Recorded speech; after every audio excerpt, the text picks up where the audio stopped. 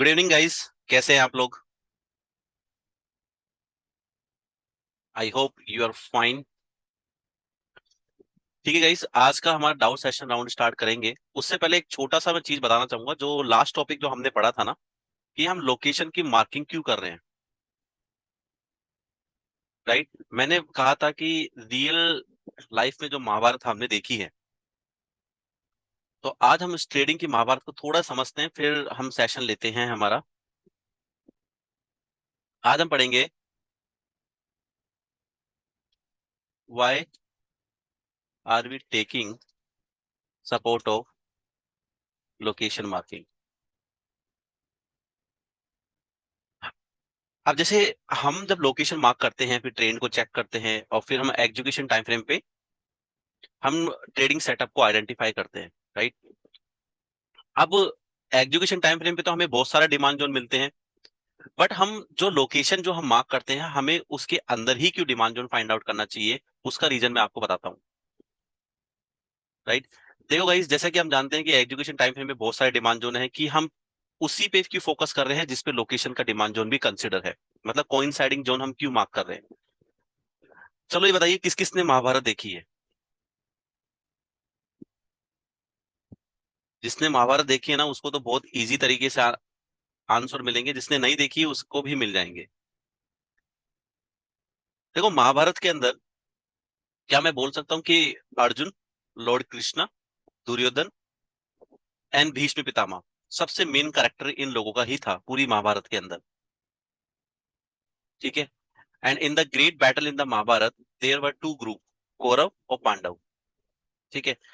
If I am talk about for Pandava side, so Pandava side से थे श्री कृष्णा जी। ठीक है।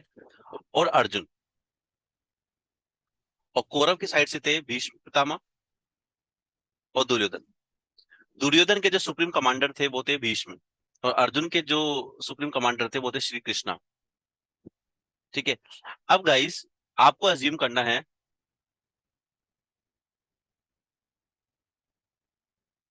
We assume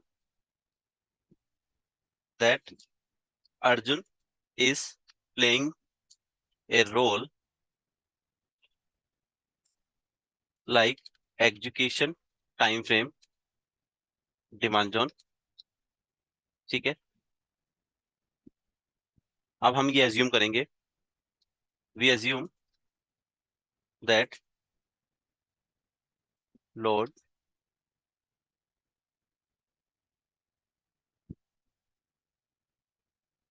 Krishna is playing a role like a location marking, location time frame demand zone. ठीक है। And we assume that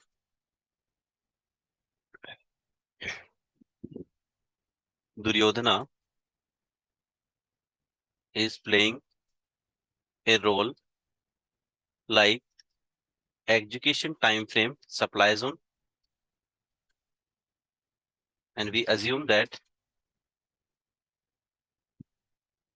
Bhishma Pitama is playing a role like like a location time frame supply zone। हमें ये assume करके चलना है, ठीक है।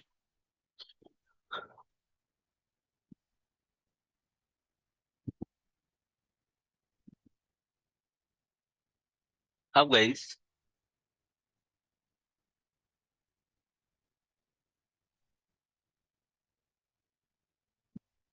ये है मेरी लोकेशन की मार्किंग, और ये है मेरे डिमांड जोन की मार्किंग। ठीक है। अभी सप्लाई जोन जो है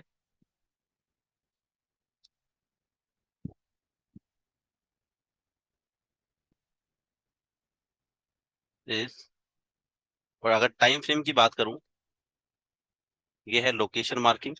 अब आपको समझ में आ गया कि लोकेशन मार्किंग में कौन है? भीष्म पितामह। ठीक है। और ये है मेरा डिमांड जोन। डिमांड जोन कौन से टाइम फ्रेम का है? Location marking. तो ये है लॉर्ड श्री कृष्णा। ये है लोकेशन मार्किंग। जब हम एग्जीक्यूशन टाइम फ्रेम पे आते हैं तो हम देखते हैं गाइस कि बीच बीच में यहाँ पे भी डिमांड जोन देखते हैं, यहाँ पे भी डिमांड जोन देखते हैं, यहाँ पे भी डिमांड जोन होता है। मान लीजिए प्राइस अगर यहाँ चल रही है, ठीक है। अब आप मुझे एक बात बताइए, सपोज फॉर एन एग्जाम्पल, अगर मेरा अर्जुन यहां खड़ा है,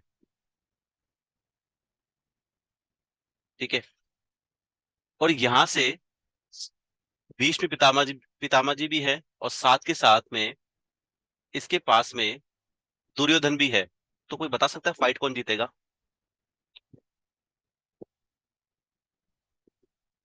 मतलब कि एजुकेशन टाइम फ्रेम का जो सप्लाई जोन है, जो कि हमारा दुर्योधन है, उसको सपोर्ट है भीष्म पितामह का।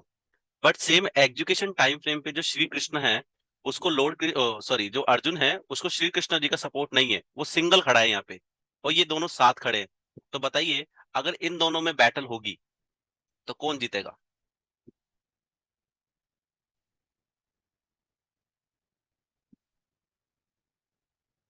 सबको पार्टिसिपेट करना है, तभी मजा आएगा इसका क्लास का। देखो, कहीं ना कहीं दुर्योधन भी कम नहीं थे फाइट के अंदर। सबको पता है दुर्योधन जीतेगा, साथ के साथ उनके पास में सबसे बड़ा सपोर्ट है भीष्म पितामह का। अब भीष्म पितामह से बड़े तो नहीं है ना अर्जुन, ठीक है। पहला केस ये। अब मान लीजिए गाइस, यहाँ पे अर्जुन खड़े हैं श्री कृष्ण के साथ में, और दुर्योधन खड़े हैं यहाँ पे। मतलब इनको भीष्म पितामह का सपोर्ट नहीं है। मतलब कि जहां मैं भीष्म पितामह बोल रहा हूँ, सब अज्यूम करो कि मैं सप्लाई जोन की लोकेशन की बात कर रहा हूँ। और जहां अर्जुन का नाम लूंगा या फिर दुर्योधन का नाम लूंगा, वहां पे आएगा एग्जीक्यूशन टाइम फ्रेम, जहां हम ट्रेडिंग सेटअप को फाइंड आउट कर रहे हैं, ठीक है। अब ये बताइए, दुर्योधन यहाँ खड़े हैं, अर्जुन और श्री कृष्ण यहाँ पे खड़े हैं, और फाइट चल रही है, तो कौन जीतेगा?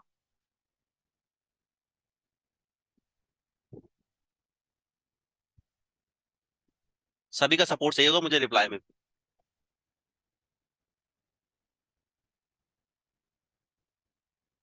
श्री कृष्ण तो आराम से ही जीतेंगे, चाहे वो सिंगल भी खड़े होंगे ना तब भी जीतेंगे। क्योंकि मेन जो वॉरियर था ना, वो था अर्जुन और दुर्योधन के बीच में ही था। तो मैं कह सकता हूँ कि अर्जुन की टीम जीतेगी, क्योंकि श्री कृष्ण तो फाइट में थे ही नहीं ना। वो तो अर्जुन को सिर्फ मार्गदर्शन कर रहे थे कि आपको ऐसे ऐसे काम करना है। मतलब कि जहां जहां अर्जुन को कंफ्यूज हो रहा था, वहां वहां वो उनको उपदेश दे रहे थे अपनी, कि ऐसी कंडीशन में आपको क्या करना चाहिए, राइट। अब तीसरा केस ऐसे आता है कि मान लीजिए यहाँ पे अर्जुन है और यहाँ पे ही दुर्योधन है। अब क्या होगा?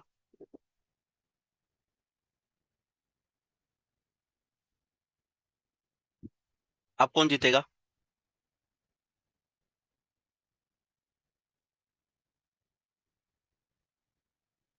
कोई नहीं। देखो, राइट आंसर एकदम सही है, कोई नहीं जीतेगा, क्योंकि फाइट चलती ही रहेगी, राइट। क्योंकि मान लीजिए दुर्योधन को भीष्म का सपोर्ट है, श्री कृष्ण जी को सपोर्ट है अर्जुन का, तो देखा जाए तो फाइट में कोई जीतेगा नहीं, राइट। तो गाइस, आपको क्या लगता है कि हमें कौन सा demand zone fight find out करना चाहिए जिसमें डिमांड जोन जो जीते और सप्लाई जो नहीं जीते? वो कौन सी कंडीशन हो सकती है?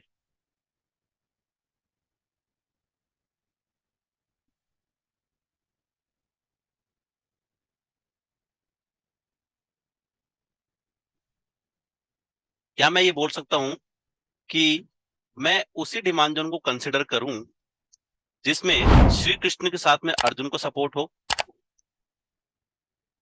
और मैं उस सप्लाई जोन को कंसिडर नहीं करूंगा जिसमें दुर्योधन अकेला खड़ा हो, जो मेरा पहला वाला पॉइंट था। क्योंकि मुझे पता है कि अब जो बैटल है वो इजीली ये जीत जाएंगे, राइट। आपको समझ में आया मैंने क्या कहा?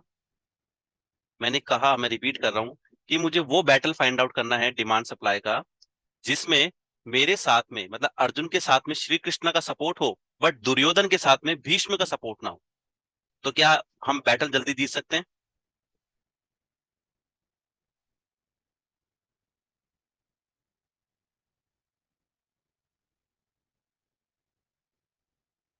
राइट। तो guys same demand and supply में हमें वही चीज फाइंड आउट करनी है कि जहां पे श्री कृष्ण और अर्जुन का तो सपोर्ट हो, बट सप्लाई जोन पे हमें भीष्म और दुर्योधन साथ ना हो। जिस दिन भीष्म और दुर्योधन साथ मिल गए, वही हमारा टारगेट पॉइंट होगा, क्योंकि हमें पता है कि जब बैटल में जब हम प्राइस में एंट्री करेंगे, अगर एग्जीक्यूशन टाइम फ्रेम पे दुर्योधन अकेला खड़ा है, तो यहां से सप्लाई इसको ब्रीच करके अप जाएगी, और जैसे ही प्राइस इस एरिया में आएगी जहां भीष्म और दुर्योधन वापस से साथ खड़े हैं, वहां जाके प्राइस रुक जाएगी। तो यहीं पे हमारा टारगेट का पॉइंट होगा। तो सेम गाइस, हमें in the stock market industry जब हम टेक्निकल चार्ट एनालिसिस करते हैं, तो हमें हमारा पक्ष भारी रखने के लिए हमारे ऑडियन आंसर को सबसे ज्यादा कलेक्ट करना है। राइट। ये बात मैं इसलिए कह रहा हूं ताकि आपको जब मैं एंट्री, स्टॉप लॉस और जब टारगेट का पॉइंट आया ना, तो आपको टारगेट बुक करने में आसानी हो। क्योंकि आप देखोगे गाइस, अब ये मान लीजिए, देखो निफ्टी के अंदर ये तो सप्लाई जोन था ना, यहां से लेकर यहां तक, तो टूटा क्यों ये? इसका भी तो रीजन आपको बताऊंगा ना मैं। ये ये एग्जांपल मैं इसलिए दे रहा हूं ताकि मैं आपको बता सकूं कि डिमांड सप्लाई जोन जो टूटते हैं उसका रीजन क्या है। अब देखो, मान लीजिए मैं मंथली पे गया, ठीक है। अब मेरे को पता है कि मंथली पे मेरे भीष्म पितामह जी यहाँ पे है। समझना अब आराम से इस चीज को। मैं इसको कलर मार्क करता हूँ रेड से, डबल क्लिक, ठीक है। और मेरे को पता था कि मेरे जो श्री कृष्ण थे, वो थे यहां से लेकर यहां तक, इस लाइन तक।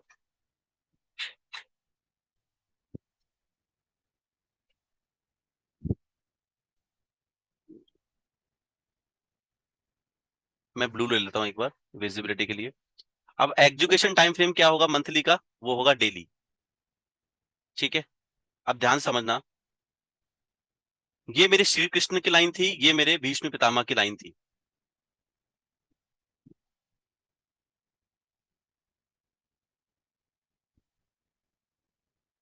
ठीक है। ये मैंने श्री कृष्ण और भीष्म दोनों को मार्क किया। एजुकेशन टाइम फ्रेम पे मुझे क्या फाइंड आउट करना है? मेरा अर्जुन, क्योंकि हमें trading setup find out. Guys I would like to ask one thing, कि एक ने मैसेज किया से समझ में नहीं आ रहा है, क्या किसी को भी समझ में नहीं आ रहा है what I am trying to say? तो should I change the pattern of my study?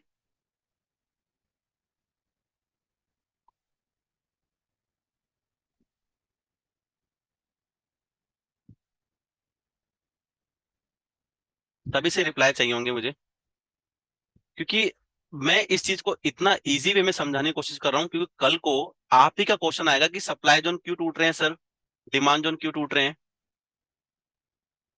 फिर मेरे पास में क्या आंसर होगा? तो किसी ना किसी चीज से तो कनेक्ट करना पड़ेगा ना मुझे। अब सब कह रहे हैं मुझे कि समझ में आ रहा है, सिंगल कैंडिडेट जो कह रहे हैं कि नहीं समझ में आ रहा है, तो कोई दिक्कत नहीं है, मैं उनको पर्सनल पढ़ाऊंगा। मैं जैसे पढ़ाता हूँ ना गाइस, वैसे ही पढ़ा रहा हूँ। मैंने आज तक अपनी लाइफ में इतने टाइम से बच्चे ट्रेन कर रहा हूँ, मुझे लाइफ में ऑनेस्टली फर्स्ट टाइम ही किसी स्टूडेंट का मैसेज आया कि सर समझ में नहीं आ रहा है, बिकॉज ये तो सबसे परफेक्ट एग्जाम्पल होता है किसी भी चीज को समझने के लिए।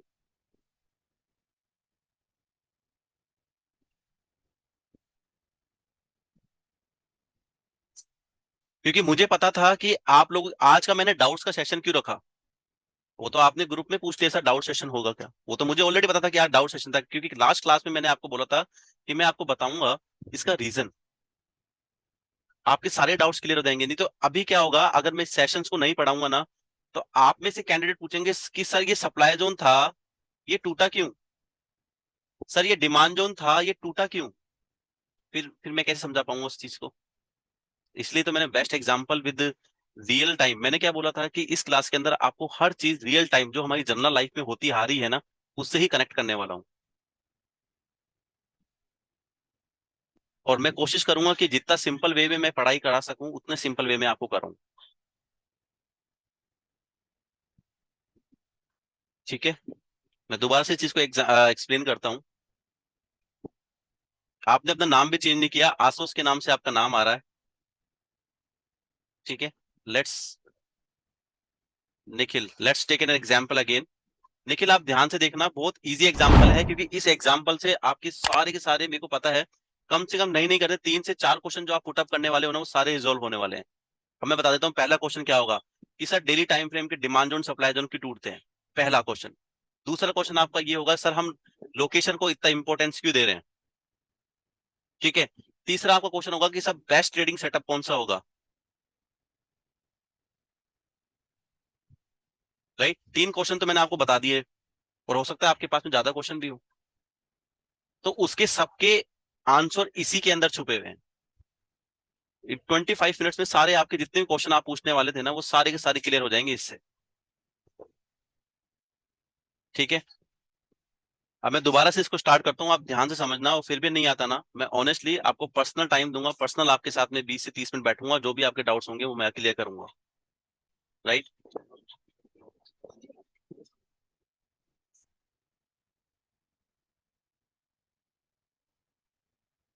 तो मैं दोबारा से स्टार्ट करता हूँ।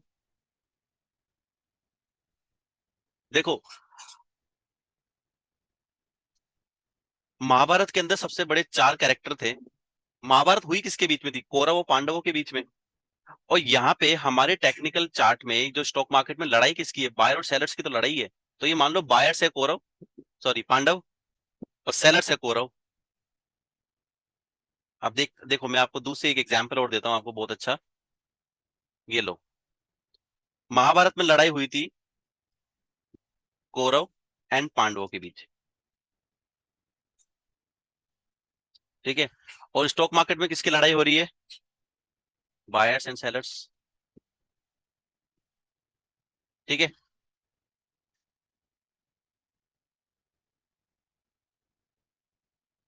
अब आप ये अज्यूम करो, ये जो कौरव है ना, ये है सेलर, और बायर्स है पांडव। ठीक है। आपने ये अज्यूम कर लिया। अब आपको पता होना चाहिए कि पांडव की साइड से महाभारत में कौन कौन रोल प्ले कर रहे थे, और कौरव साइड से कौन कर रहे थे। पांडवों की साइड से थे, मेन जो रोल था ना वो था अर्जुन का, और अर्जुन का सपोर्टिव कौन थे, श्री कृष्णा जी। और कौरव का सपोर्ट में थे दुर्योधन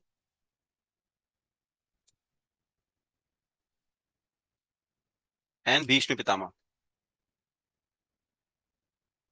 मेन बैटल तो इन्हीं की थी ना। अब मैंने बोला गाइस, कि जो श्री कृष्ण है ना, अब ये बायर्स है, बायर्स कौन होते हैं, हम जैसे लोग जो स्टॉक मार्केट में एंटर करते हैं। तो मैंने इसको नाम दे दिया कि ये है डिमांड जोन। और जो कौरव है ना गाइस, वो है सप्लाई जोन, यानी कि सेलर साइड। डिमांड जोन में, जब महाभारत में दो सबसे बड़े रोल थे अर्जुन और श्री कृष्णा, तो डिमांड जोन में सबसे बड़े जो दो रोल है वो कौन कौन से हैं, location marking and execution marking.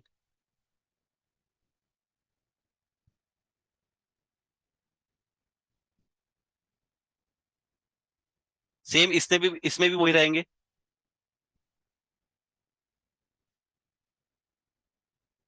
अब लोकेशन मार्किंग को मैंने बताया कि ये तो है श्री कृष्णा, ऐसे कर देता हूं मैं। और एग्जीक्यूशन मार्किंग के हैं अर्जुन जी। और सप्लाई जोन से जो लोकेशन की मार्किंग है वो कौन है, भीष्म पितामह। और एग्जीक्यूशन मार्किंग से है दुर्योधन। यहां तक क्लियर है ना सबको, एंड स्पेशली निखिल आपको, ये बैटल तो आपको समझ में आ गई। ठीक है। फिर मैंने बोला, मैंने आप लोगों से क्वेश्चन पूछा कि फॉर एन एग्जाम्पल, ये लोकेशन मार्किंग है। अब लोकेशन का मतलब क्या है यहाँ पे, भीष्म पितामह, मान लीजिए ये यहाँ पे खड़े हैं। ठीक है। और यहाँ पे खड़े हैं श्री कृष्णा जी। अब बचे कौन से दो कैरेक्टर, पहला कैरेक्टर बचे अर्जुन, दूसरा कैरेक्टर बचे दुर्योधन। अब मैं किसकी बात करूंगा, एग्जीक्यूशन टाइम फ्रेम की। राइट। अब लोकेशंस के दोनों पार्टीज यहाँ पे खड़ी हैं। अब सपोज कि मेरे अर्जुन है जो श्री कृष्ण के सपोर्ट में खड़े हैं एकदम पास में, और दुर्योधन यहाँ पे फाइट करने आ गया। तो चांसेस क्या है कि ये जो अर्जुन और श्री कृष्ण मिलके दुर्योधन को एक बार में हराने की ताकत रखते हैं। ठीक है। अब मान लीजिए कि भीष्म पितामह के सपोर्ट में है दुर्योधन और अर्जुन खड़े हैं यहाँ पे। अब अर्जुन के चांसेस क्या है हारने के? ज्यादा। वो चाहे तो इन दोनों, ये दोनों मिलके एक बार में इसको फाइट में से बाहर कर सकते हैं, क्योंकि श्री कृष्ण का सपोर्ट नहीं है ना। आपने महाभारत में क्या देखा? जब जब श्री कृष्ण से अर्जुन अलग होते हैं तब तक वो कंफ्यूजन में हो जाते हैं कि मुझे क्या करना चाहिए। मतलब पूरी महाभारत में इनके उपदेश से ही श्री कृष्ण जीत रहे थे। वरना अगर मैं स्ट्रेंथ की बात करूं, पावरफुल की बात करूं, तो कौरव साइड की ज्यादा ही थी। हर चीज में देख लो आप। और स्टॉक मार्केट में सेलर से क्यों जीतते हैं? क्योंकि किसी को स्टॉक मार्केट की महाभारत का पता नहीं है। क्योंकि स्टॉक मार्केट में ये दोनों हमेशा साथ ही मिलेंगे मैक्सिमम टाइम, और हम अर्जुन को अकेला ही फाइट करने के लिए मार्केट में छोड़ देते हैं। तो अर्जुन हारेगा ना। ये कलयुग की महाभारत है, ये स्टॉक मार्केट की महाभारत है। राइट। तीसरा मेरा क्वेश्चन ये था कि मान लो गाइस, ये दोनों भी एक दूसरे के सपोर्ट में खड़े हैं, और यहां से ये यहाँ पे सपोर्ट में खड़े हैं। तो अब कौन जीतेगा? किसी ने एकदम सही आंसर देता है, कोई नहीं जीतेगा। प्राइस क्या करेगी? ये लोग क्या करेंगे? यहां से तीर चलाएंगे, ये यहां से तीर चलाएंगे, तो बैटल चलती ही रहेगी। तो प्राइस क्या करेगी? यहां जाएगी, वापस ऐसे आएगी, ऐसे। ये होता है साइडवेज डायरेक्शन। ना हमें टारगेट मिलेगा, ना हमें मिलेगा प्रॉफिट। जब ये दोनों साथ खड़े रहेंगे, इधर से दोनों साथ में खड़े रहेंगे, ये यहां से तीर चलाएंगे, ये यहां से तीर चलाएंगे, तो ये दोनों तीर आपस में भिड़ते ही रहेंगे। यानी कि प्राइस यहाँ पे आएगी, यहाँ जाएगी, यहाँ पे आएगी, फिर यहाँ जाएगी। कोई रिजल्ट ही हमारे सामने नहीं आएगा, अप एंड डाउन चलेगा प्राइस के अंदर। तो मैंने बोला कि सेम हमें क्या करना है। हमें इस स्टॉक मार्केट की महाभारत के अंदर हमें तो इन दोनों को साथ रखना है, क्योंकि हमने को पता है कि श्री कृष्ण और अर्जुन मिलके रहेंगे। और हमें जो दुर्योधन को फाइंड आउट करना है ना, वो फाइंड आउट करना है अकेला। क्योंकि इसके अंदर पहला क्वेश्चन निकल के आएगा कि सप्लाई जोन क्यों टूटते हैं। मैं बताऊंगा क्योंकि उस टाइम प्राइस में श्री कृष्ण और अर्जुन का सपोर्ट था, इसलिए सप्लाई जोन ब्रीच हुआ। और फॉर एन एग्जाम्पल, आपका अर्जुन यहाँ खड़ा है इस पॉइंट पे, और आपके पास में प्राइस में यहां से डाउन आ रही है। तो आप पूछेंगे सर ये डिमांड जोन क्यों टूटा? तो मैं बोल सकता हूँ गाइस, भीष्म पितामह और दुर्योधन साथ में प्राइस को डाउन लेके आए, और अर्जुन के पास में श्री कृष्ण थे ही नहीं, तो प्राइस ब्रीच हो गई। सेम एग्जांपल देने के लिए मैंने आपको निफ्टी का एग्जांपल बोला। मैं दोबारा समझाता हूँ। मंथली इनकम ट्रेड में फाइंड आउट कर रहा हूँ। अब इसको कैसे मार्क करूंगा? बिना बेस कैंडल वाला डिमांड जोन है, ये क्या बोलते हैं इसको? हम सप्लाई जोन। और ये है मेरे डिमांड जोन। मैं मार्क कर रहा हूँ लोकेशन। अब लोकेशन का मतलब आप समझ गए होंगे कि ये तो है श्री कृष्ण, और ये कौन है? भीष्म पितामह। दोनों को फाइंड आउट कर लिया। अब हमें एग्जीक्यूशन टाइम फ्रेम पे, यानी कि वीकली नहीं डेली पे, अर्जुन को फाइंड आउट करना है ना। अब मैंने बोला कि आपको अर्जुन इसी एरिया में फाइंड आउट चाहिए, यहाँ पे। ये प्राइस ऐसे मार्क हुई थी, इसी इसी एरिया में हमें अर्जुन को फाइंड आउट करना है। क्या अर्जुन यहाँ नहीं है? ये देखो, ये डिमांड जोन है ना मेरे पास में। दूसरा डिमांड जोन ये रहा, base candle plus exciting gap. तीसरा डिमांड जोन ये रहा। तो कोई चले हैं क्या ये देखो, प्राइस मेरे अर्जुन के पास में आई है। कोई बोलता नहीं चल गया, मैं इसको चलना नहीं मानता गाइस। ऑनेस्टली बहुत सारे इंस्टीट्यूट बोलते हैं चल गया, मैं नहीं मानता। प्राइस ने इसको ब्रीच ही किया है।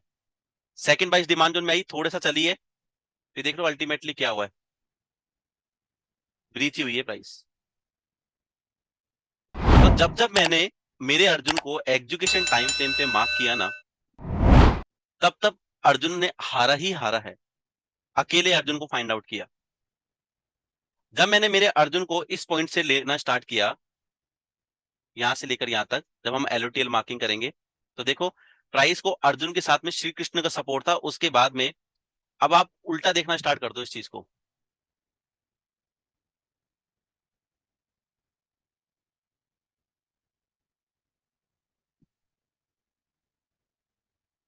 ठीक है। अब आपको पता है कि अर्जुन और श्री कृष्ण यहां मिल गए, तो पहला दुर्योधन कहां खड़ा था? यहाँ पे। प्राइस चलना स्टार्ट हुई, ये लो, दुर्योधन को खत्म। दूसरा पॉइंट था ये वाला, इसको भी ब्रीच कर दिए। तो आपका क्वेश्चन यही तो आता ना सर, ये सप्लाई जोन क्यों ब्रीच हो रहे हैं?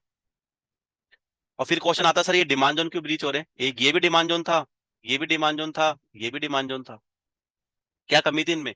अब प्राइस एक बार आई है, थोड़ा सा चल के वापस अल्टीमेटली तो ब्रीच ही कर दिया ना। थोड़ी बहुत फाइट लड़ी है, बट अल्टीमेटली जीता कौन, क्योंकि हमें पता था जब प्राइस में, जब हमने भीष्म पितामह को देखा, अब भीष्म पितामह देखो, प्राइस भीष्म पितामह के एरिया में चली गई और यहाँ पे दुर्योधन भी है, तो देखो बैटल चल रही है ना अभी यहाँ पे, क्या अर्जुन जीत रहे हैं क्या, नहीं जीत पा रहे, क्योंकि प्राइस जब भी उनके सपोर्ट से निकल के जाना स्टार्ट करी, तो बीच बीच में देखो नए नए अर्जुन मिलना स्टार्ट हो गए, नए नए अर्जुन बनना स्टार्ट हो गए हैं, जो कि एग्जीक्यूशन टाइम फ्रेम पे नए नए डिमांड जोन है। और देखो कोई चल पा रहा है क्या, फाइट चले जा रही है। अगर मान लो यहाँ से फाइट डाउन आ भी गई ना, यहाँ से डाउन आ भी गई ना, तो हमें नया श्री कृष्ण और नए अर्जुन को फाइंड आउट करना पड़ेगा। समझ में आया आप लोगों को गाइस, कि क्यों हमें श्री कृष्ण और अर्जुन को फाइंड आउट करना है हमारी डिमांड जोन में, हमारी ट्रेडिंग के अंदर। तो सिंपल सा लॉजिक ये है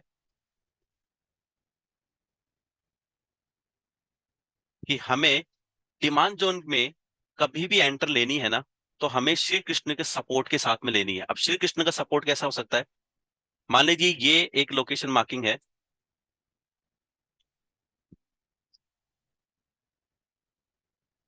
अब मेरे भीष्म पितामह यहाँ है और अर्जुन का, सॉरी, श्री कृष्ण जी का एरिया इतना बड़ा है, फॉर एन एग्जाम्पल। अब हो सकता है ना गाइस, जो अर्जुन हो, देखो यहाँ भी हो सकते थे, यहाँ भी हो सकते हैं, यहाँ भी हो सकते हैं, यहाँ भी हो सकते हैं, और इसके अंदर भी हो सकते हैं। अब एक बात मुझे सबसे सिंपल क्वेश्चन पूछ रहा हूं, मान लो श्री कृष्ण आगे खड़े हैं अर्जुन के, अब चाहे भीष्म पितामह तीर चला लो, चाहे दुर्योधन चला लो, उनसे बड़ा कोई नहीं था उस महाभारत में, वो 1 मिनट में तीर को पकड़ के तोड़ देंगे। तो प्राइस जब हमारे लोकेशन पे आएगी, तो हमें पता है कि अर्जुन से पहले, मान लीजिए ये है श्री कृष्ण की लाइन और अर्जुन इसके अंदर है, तो पावर है ना प्राइस को रोकने की, सेलिंग प्रेशर को रोकने की। सेलर्स को रोक कौन सकता है, बायर्स, क्योंकि बायर्स को होगा लोकेशन का सपोर्ट, श्री कृष्ण का सपोर्ट। तो इसलिए गाइस, जब भी प्राइस इतने ऊपर से डाउन आएगी, तो हमें एग्जीक्यूशन टाइम फ्रेम पे अर्जुन को अकेला ही ट्रेड नहीं करना है, ना यहाँ ट्रेड करेंगे, ना यहाँ ट्रेड करेंगे, ना यहाँ ट्रेड करेंगे। हमें अर्जुन को फाइंड आउट करना है लोकेशन मार्किंग के साथ ही, क्योंकि हमें पता है कि अर्जुन को अगर हमने अकेला छोड़ा, तो अर्जुन को सेलर्स खत्म कर देंगे एक बार में, जो कि मैंने एक एग्जाम्पल दिया है आपको, सबसे बढ़िया ये वाला। जब प्राइस यहां से डाउन आ रही थी ना गाइस, तो देखो ये मेरे अर्जुन देखोगे तो ये भी एक अर्जुन ही है आपका, यहां से लेकर यहां तक अर्जुन बना, दूसरा अर्जुन आपका यहां से यहां तक है, तीसरा अर्जुन यहां से यहां तक है, चौथा अर्जुन आपका यहां से यहां तक है, इस पॉइंट तक। और लोकेशन जैसे मैं मार्क करता हूं कि मेरे श्री कृष्ण जी कहाँ है, तो यहां से लेकर यहां तक है, इस लाइन तक डेली पे गया, यहाँ पे मैंने इसको कलर से किया बोल्ड, ताकि आपको श्री कृष्ण की लाइन दिख सके। देखिए ये यहां से, अब मुझे पता है यहां से लेकर यहां तक मेरी श्री कृष्ण की लाइन है, तो मुझे अर्जुन इसी के अंदर फाइंड आउट करना है। तो देखिए, जहां जहां अर्जुन अकेला खड़ा था, वहां वहां से प्राइस ब्रेक ही हुई है। अगर मैं ऐसे बोल दूं, देखो अर्जुन ने यहाँ पे रोकने की कोशिश करी, कितना रोक पाया फाइट को, कुछ भी नहीं, दोबारा से ब्रीच ही हुई है। अब देखो जैसे ही प्राइस ने हमारे श्री कृष्ण को टच किया, प्राइस ने यहां तक गई है, और देखो प्राइस रुकी है, दोबारा अंदर आई है, फिर प्राइस ने ऊपर डाला है। अल्टीमेटली हमें पता है कि वॉरियर जो थे, जो फाइट हो रही थी वो अर्जुन के साथ में हो रही थी ना, श्री कृष्ण ने तो ये मान लो आते हुए तीर को रोकने की कोशिश की है, और जैसे ही तीर अर्जुन के सामने सामना स्टार्ट हुआ, और ये देखो प्राइस यहां से कैसे शूट हुई है।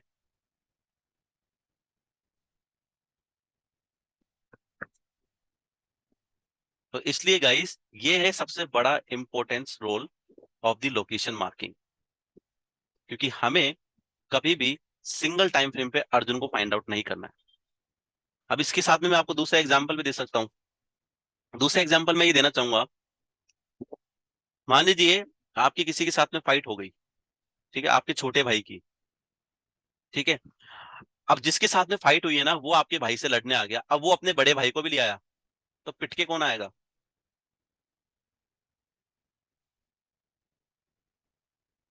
बताओ, क्या वो दोनों भाई पिट के थोड़ी जाएंगे? पिक्चर में तो देखो एक अकेला हीरो ही बहुत सारे विलेंस को मार देता है, बट एक्चुअल लाइफ में बताओ।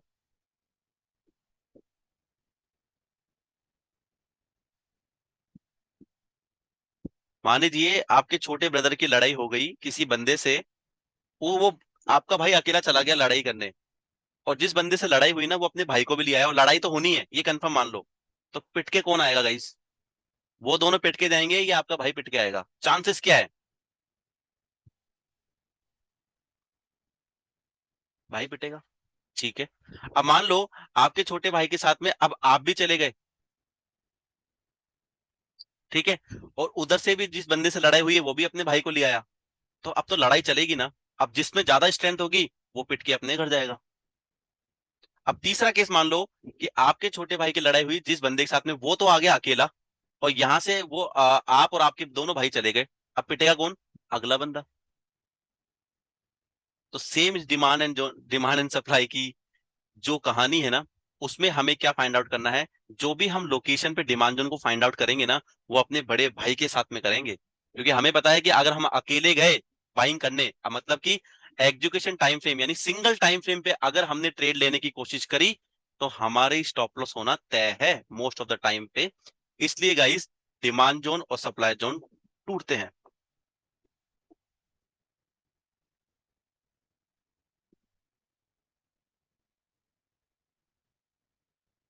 इसका आंसर देखो मैं देता हूं, ठीक है। अब मान लो गाइस, दोनों पार्टियों के बीच में फाइट हो रही है, ठीक है। अब अगला बंदा जिससे फाइट हुई, वो अपने बड़े भाई को तो लेके आया, बट उसका भाई भी एकदम पतला सा है, ढीला सा, और मान लो हम हमारे छोटे भाई के सबसे स्ट्रांग आदमी है, हम जिम जाते हैं, 16 का बाइसेप है हमारा, तो स्ट्रेंथ किस में ज्यादा हुई? हमारे में।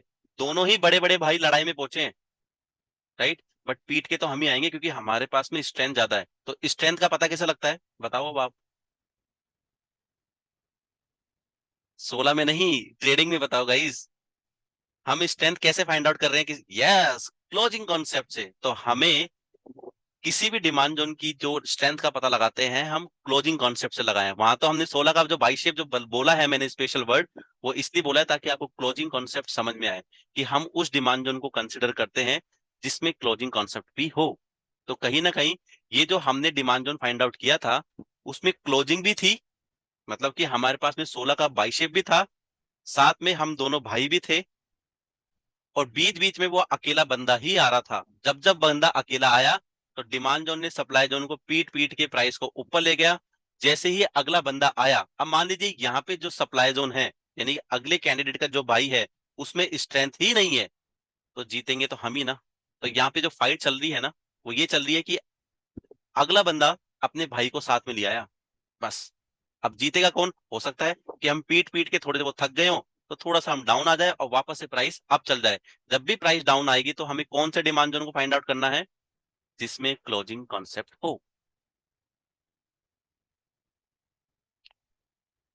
This is the best answer in जो भी सेशन रहता है ना, सबसे बेस्ट सेशन मैं देता हूँ इसके अंदर, क्योंकि हम जो भी चीज समझते हैं ना, उसको जितना हम साइकोलॉजी वाइज समझने की कोशिश करें, जितना हम जनरल लाइफ से कनेक्ट करने की कोशिश करें, तो चीजें समझ में आती है। क्योंकि इसी सेशन के अंदर आपके काफी सारे डाउट्स क्लियर होते हैं। क्या मुझे पता नहीं होता कि 7 क्लासेज या 6 क्लासेज मैंने ले ली है, तो डाउट्स नहीं होंगे कैंडिडेट्स को? होंगे 100%। बट ये सेशन मैं 7वें या 8वें नंबर पे इसलिए रखता हूँ कि आपके जितने भी डाउट्स हो वो ऑलमोस्ट क्लियर हो।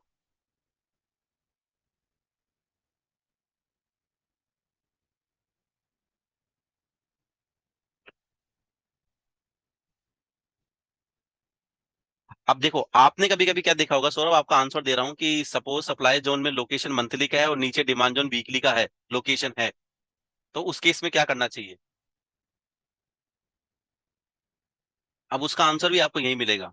अब आपने बोला कि ये मंथली का सप्लाई जोन का लोकेशन है, ठीक है, और यहाँ पे वीकली का डिमांड जोन है, और आपको पता है कि जो मंथली का लोकेशन है इसमें सारे ओडिन आंसर है, मतलब कि मैं कह सकता हूँ कि दुर्योधन भी इसके साथ ही है, ठीक है। अब फाइट लड़ने जो वीकली का नाम लिया, अब वो पहुंच गए भीम, फॉर एन एग्जाम्पल, अब हम मंथली की बात नहीं कर रहे, कि प्राइस मंथली के सप्लाई जोन में है और यहां से डाउन आ रही है और बीच में वीकली का डिमांड जोन है, तो वो टूटेगा ही टूटेगा, क्योंकि हमें पता है कि पावर यहाँ पे है, यहाँ पे तो सिंगल ही खड़ा है। तो मेरे कहने का मतलब ये है कि जब भी कोई भी प्राइस मंथली के सप्लाई जोन से आएगी, वो मंथली के डिमांड जोन में ही जाके रुकेगी। बीच में आने वाले सारे के सारे डिमांड जोन का टूटना मोस्ट ऑफ द टाइम तय है।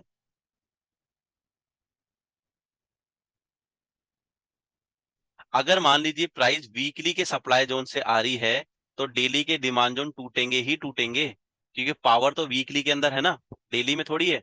तो प्राइस कहां तक रुकेगी? वीकली के डिमांड जोन तक।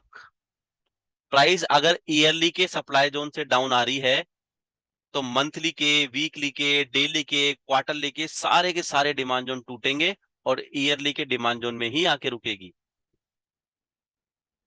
यस, मंथली के सप्लाई जोन से आ रही प्राइस को मंथली का डिमांड जोन ही रोकने की ताकत रखेगा, और वीकली से आ रही प्राइस को वीकली का डिमांड जोन।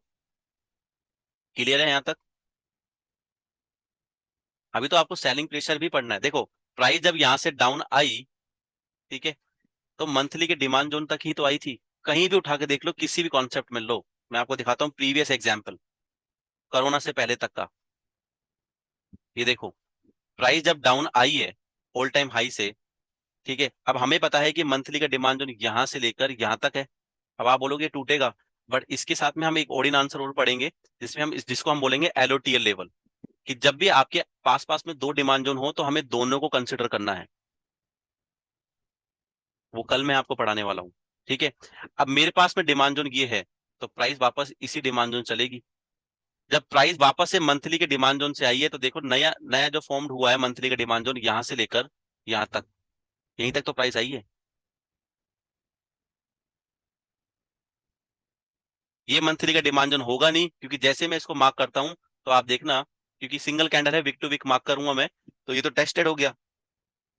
ये मैं समझाने वाला हूँ आपको कोरोना की सेलिंग क्यों आई थी।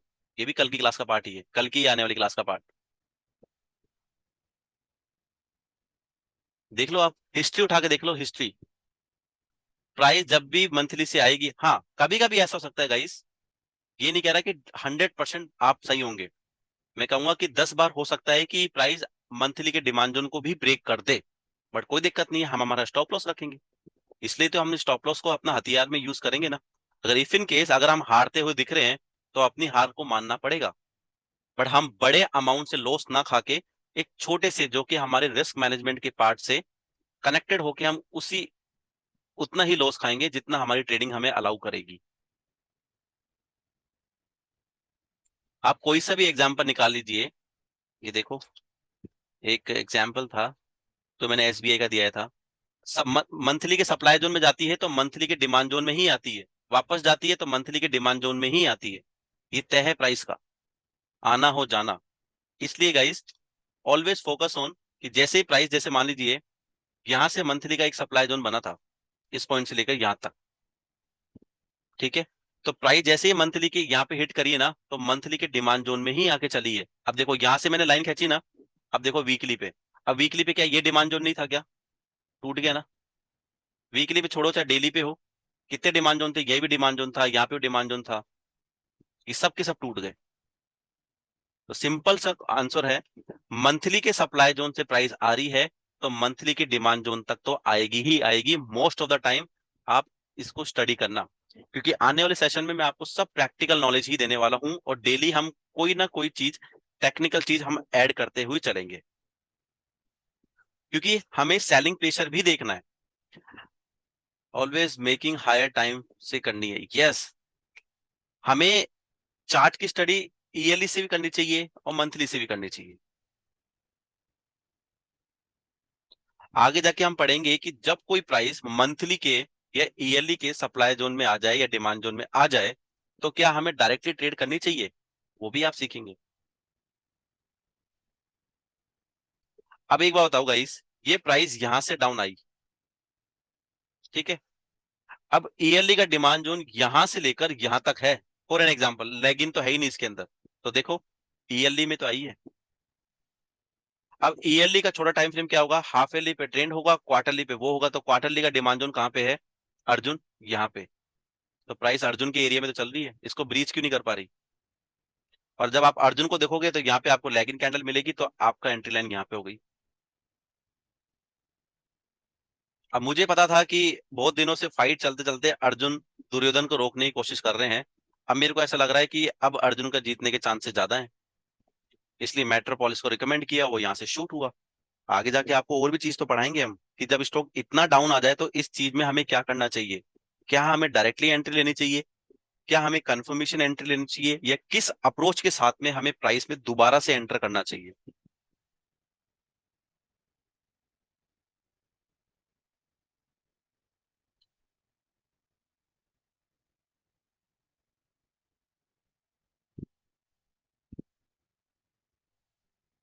जैसे अमर राजा बैटरी में प्राइस यहां से डाउन आई, जो कि था एक ऑलमोस्ट मंथली के एरिया से, ठीक है, मंथली के एरिया से आई। अब देखो आप, यहाँ पे भी मैं कह सकता हूँ कि मंथली का एक डिमांड जोन था, बट मैंने आपको हमेशा एक चीज क्या बोली कि मैं रिवर्सल पैटर्न पे ज्यादा फोकस करता हूँ ऑलवेज, क्योंकि रिवर्सल मुझे बताता है कि प्राइस का एक्चुअल मूव कहाँ से स्टार्ट हुआ। दूसरी चीज, मैंने आपको बताया था कि चार्ट टाइप में जाके आप इसको हाइकन हैशी कर लो। हाइकन हैशी क्या होता है गाइस, ये जितनी भी कैंडल मिल रही है ना, ये एवरेज कैंडल होती है, 2 दिन के बाइंग एंड सेलिंग का डेटा से बनती है एवरेजिंग का कैंडल। आपको ये ट्रेंड भी सजेस्ट करती है। अब देखो, प्राइस यहां से डाउन आई और वापस से यहां से घूम रही है, तो एक थोड़ा सा आपको आइडिया मिलता है कि जो मैं मंथली का जोन ले रहा था, क्या वहां पे कोई एक रेड कैंडल बनने की कोशिश की है क्या, कोई कैंडल बनी ही नहीं है। तो मेरे हिसाब से जो मंथली का जोन था वो यहीं पे तो होगा रिवर्सल, यहां से लेकर यहां तक। तो बताओ, मैंने क्या बोला था कि अगर प्राइस मंथली के सप्लाई जोन से आ रही है, तो रोकने वाला भी मंथली का डिमांड जोन होगा, क्योंकि मंथली का देखो, प्राइस यहां से अप जा रही थी, अब जाते जाते यहां से यहां तक आई, तो ये सप्लाई जोन रिवर्सल हुआ। और जब यहां से आई तो यहां से रिवर्सल हुई, तो रिवर्सल पॉइंट कहाँ है, यहाँ पे। इस रिवर्सल पॉइंट ने अपना काम करना स्टार्ट किया, तो प्राइस का अब कौन सा पोर्शन काम करेगा, डिमांड जोन का रिवर्सल। तो देख लीजिए, प्राइस यहां से चलना स्टार्ट हो गई। लोकेशन को ब्रीच हुआ है, कौन सी लोकेशन को ब्रीच हुआ है, डिमांड जोन की। ये लीजिए, यहां से लेकर यहां तक की लोकेशन है डिमांड जोन की, और सप्लाई जोन की यहां से लेकर गाइस यहां तक है, कोई भी लोकेशन ब्रीच नहीं हुई है। ये वाला जोन, इस जोन की बात कर रहे हैं आप। तो अभी मैंने यही तो बताया आपको कि प्राइस अगर रिवर्सल वाले सप्लाई जोन से डाउन आ रही है, तो हमारा focus most of the time पे रिवर्सल के डिमांड जोन पर ही होता है। देखो सौरभ ने आंसर किया ना इस चीज का, हाई टाइम फ्रेम से रिवर्स चलेगी तो डेली टाइम फ्रेम पे एग्जीक्यूट कर सकते हैं। हाई टाइम फ्रेम से रिवर्स चलेगी तो डेली डेली के टाइम, समझा नहीं मैं। मैंने यहाँ पे ये बताया कि देखो, प्राइस यहां से अप जा रही थी, अब जाते जाते प्राइस ने रिवर्सल लिया यहां से लेकर यहां तक, और यहां से चलना स्टार्ट करी। प्राइस चलती गई चलती गई चलती गई, जहां से रिवर्सल लिया था उस एरिया से आई। अब हमें पता है कि मंथली के रिवर्सल पॉइंट से आया है, तो प्राइस मंथली के डिमांड जोन की रिवर्सल पॉइंट से ही चलेगी।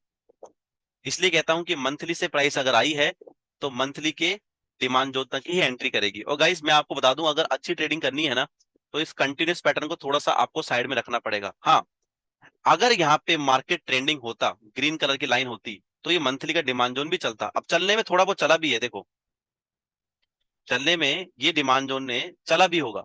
देखो डेली पे देखा मैं, ये देखो बस प्राइस थोड़ा सा आई है इस एरिया के अंदर, और बस यहां से लेकर यहां तक गई है। यानी कि अगर मैं कहूं, प्राइस इस लोकेशन पे आने के बाद में, तो ये पॉइंट है ऑलमोस्ट यहां से लेकर यहां तक, मतलब 730 से 790 गई। तो चलने में तो चलती है, बट मैं इसको चलना नहीं कहता गाइस। यस, परचेस होगा तो नीचे के आने का वेट करना ही पड़ेगा। अब देखो,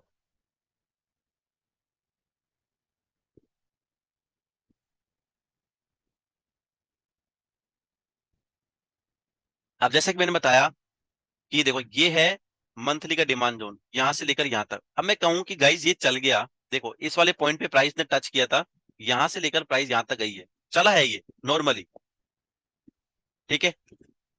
अब एक बात बताओ मुझे, जब प्राइस यहां से रिवर्सल हुई तो क्या इस प्राइस का रिवर्सल का कुछ अचीवमेंट था क्या?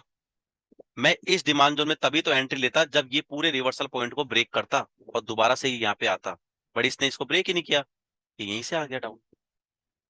तो इसलिए किसी ने आंसर किया था कि क्लोजिंग यानी कि स्ट्रेंथ से हमें पता लगाना है, strength of the zone is mandatory. क्योंकि जब तक आप स्ट्रेंथ से पता, अब देखो ये प्राइस डिमांड जोन चली, क्लोजिंग अच्छी थी, सप्लाई जोन सा नहीं रहा, क्योंकि सप्लाई जोन कहाँ है? दुर्योधन मेरे यहाँ बैठे हैं, श्री भीष्म पितामह मेरे यहाँ बैठे हैं, तो प्राइस यहाँ से चलेगी। और यहाँ तक दिखा दूंगा एक दिन 4600 तक एशियन पेंट, आप खुद देखेंगे, खुद देखेंगे आप। तो हमें क्या करना है कि हमेशा फोकस करना है कि प्राइस कहाँ से आ रही है। जहां से प्राइस आ रही है जिस भी एरिया से, जैसे मंथली से आ रही है तो मंथली पे आके रुकेगी। मंथली का कौन सा डिमांड जोन जो हमने पढ़ा है, जिसने किसी सप्लाई जोन को ब्रीच किया हो। अगर मान लीजिए किसी सप्लाई जोन को ब्रीच ही नहीं किया है तो मंथली का डिमांड जोन है ही नहीं। सिंपल।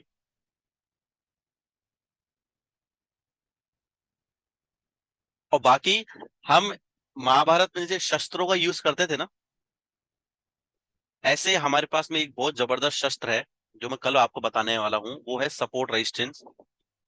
उस शस्त्र के साथ में अगर हमें हमारा श्री कृष्ण भी हमारे सपोर्ट में हो, आप बताइए, अर्जुन भी हमारे सपोर्ट में हो, और सबसे बेस्ट शस्त्र भी अगर हमारे सपोर्ट में हो, तो प्राइस कैसे शूट करेगी? वो कल मैं आपको बताने वाला हूँ। उस शस्त्र की जो गणित है उससे हम बोलेंगे सपोर्ट रेजिस्टेंस। कि जब भी प्राइस हमारे डिमांड जोन के एरिया में आएगी या हमारे बाइंग के एरिया में आएगी, अगर वो शस्त्र हमारे एरिया में ही है, तो प्राइस के चलने के चांसेस और ज्यादा हो जाएंगे।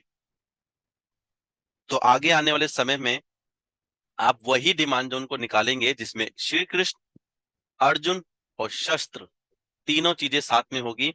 आप उसमें ट्रेड करो, गारंटी है। ग्रुप में मैंने अभी 4 से 5 स्टॉक शेयर किए थे जो 30-30, 40-40% रिटर्न दे रहे हैं। भले ही उन्होंने 2 महीने लिए, बट 40% रिटर्न अगर किसी एक सिंगल स्टॉक में मिल रहा है मुझे, वो तो बेस्ट चीज है ना। अब मैंने आपको पता है निफ्टी ऑल टाइम हाई पे चल रहा है,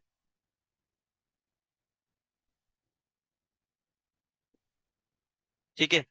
तो अभी आपको बाइंग की अपॉर्चुनिटी तो कम मिलेगी ना, क्योंकि आपको पता है कि प्राइस चली गई है मेरे भीष्म पिता के एरिया में। तो सेलर्स थोड़ा ज्यादा एक्टिव होंगे ना। आपको तो वेट करना है कौन जीतेगा बैटल। बैटल चल रही है अब, यहाँ से लेकर यहाँ तक की बैटल में हम जीत गए। हमें दुर्योधन और भीष्म पितामह के एरिया में जाके एग्जिट कर गए हम यहाँ से। अब बैटल ये देखनी है कि कौन जीतेगा। अगर मान लीजिए इस बैटल में अगर प्राइस डाउन आती है, तो ये मंथली का डिमांड जोन है, भले ही प्राइस मंथली के सप्लाई जोन से आ रही है, तो क्या ये न्यू फॉर्म डिमांड जोन चलेगा क्या? नहीं चलेगा, क्योंकि इस डिमांड जोन की क्लोजिंग ही नहीं है। तो हमें कौन सा डिमांड जोन फाइंड आउट करना है? नया वाला, ये वाला। तो मैं भी यही तो वेट कर रहा हूँ कि ये बैटल कोई ना कोई तो जीते। अगर मान लीजिए बैटल यहाँ से प्राइस डाउन आना स्टार्ट हुई, तो बीच बीच में जितने भी डिमांड जोन है ना, ये सब आपको टूटते हुए नजर आएंगे सब। और फिर प्राइस चलेगी इस वाले डिमांड जोन से। और जैसे ही प्राइस इस डिमांड जोन में आएगी, जो जल्दबाजी में ट्रेड करेगा उसका पैसा ऐसे खत्म होता जाएगा, धीरे धीरे धीरे धीरे धीरे। अब भले ही मैं 2 महीने वेट करूंगा, अपना पैसा लगाऊंगा और यहाँ पे एग्जिट करूंगा।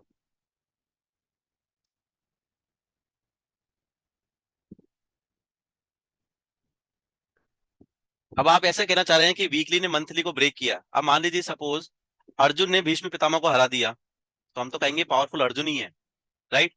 बट गाइस, ये बात सच भी है कि वीकली का ही स्ट्रॉन्ग माना जाएगा, क्योंकि छोड़, अब मान लीजिए किसी 40 किलो के आदमी ने 80 किलो के आदमी को हरा दिया, तो स्ट्रेंथ तो 40 किलो वाले में हुई ना। बट हम हर बार उस पर बैटल नहीं लगा सकते ना। तो इस चीज में हम क्या करेंगे, ओरिजिन का वेट करेंगे। सौरव के पास में सारे चीज के आंसर हैं, बट क्वेश्चन अच्छे पूछते हैं। ठीक है, ओरिजिन का वेट करेंगे, साथ के साथ जो मैंने बताया जो शस्त्र हम यूज करने वाले हैं उसको भी साथ में यूज करेंगे। और हम देखेंगे कि इस वाले डिमांड जोन में हमें 2:1 बुक करना है, 3:1 बुक करना है, या 4:1 बुक करना है, या 1.5:1 बुक करके निकल जाना है। तो ये चीज भी हम आगे सीखने वाले हैं। कि मान लीजिए हमें पता है कि ये सिर्फ लोकेशन है डिमांड जोन की जहां से प्राइस चली थी। अब आपको खुद को पता है कि जब तक ये प्राइस यहाँ से क्लोज नहीं होगी, ये डिमांड जोन कुछ भी नहीं चलेंगे, क्योंकि ये डिमांड जोन बना है वो इसके रिएक्शन से बना है। अभी तो ये भी तो पढ़ोगे आप आने वाली क्लास में। जितने भी डिमांड जोन सप्लाई जोन बन रहे हैं वो किसी ना किसी डिमांड जोन की सप्लाई जोन की रिएक्शन से बन रहे हैं। तो रिएक्शन का जो आना चाहिए रिजल्ट, वो भी तो अच्छा आना चाहिए ना।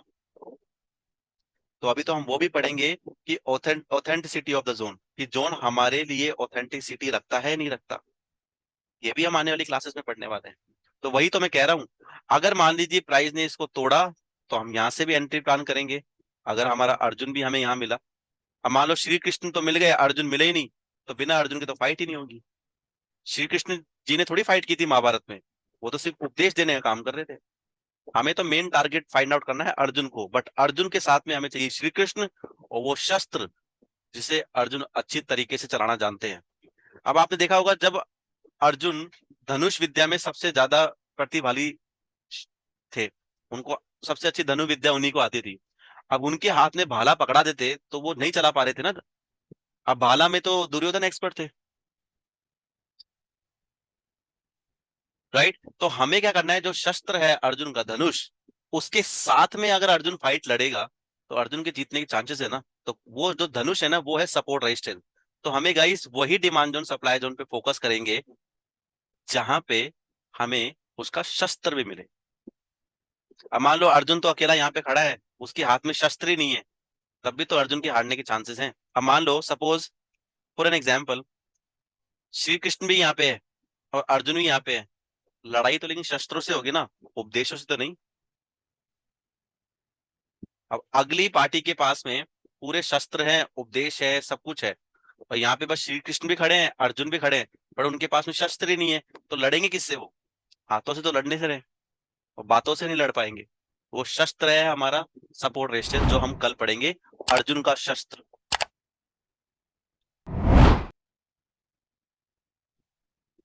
आई होप गाइस कि आपकी काफी सारे जो क्वेश्चन थे वो सॉल्व हुए होंगे आज के सेशन में, और मैं गारंटी लेता हूँ कल के सेशन में तो और ज्यादा चीजें क्लियर हो जाएगी।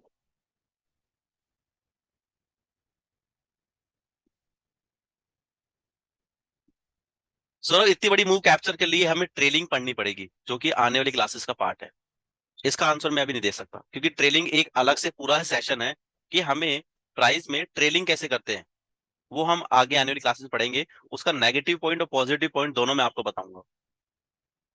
So guys please reply me कि आज का मैं आपको एक ऐसा टूल देने वाला हूँ फ्री ऑफ कॉस्ट। लोग तो पैसे देते हैं, मैं आपको एक ऐसा फ्री ऑफ कॉस्ट टूल देने वाला हूँ जहां से आपकी एंट्री स्टॉप लॉस की मार्किंग इतनी परफेक्ट तरीके से होगी कि अगर जो लोग सिंगल डिमांड एंड सप्लाई को यूज कर रहे हैं ना, उनका स्टॉप लॉस हो जाएगा, और आप भी डिमांड एंड सप्लाई को यूज कर रहे हो, आपका स्टॉप लॉस नहीं होगा।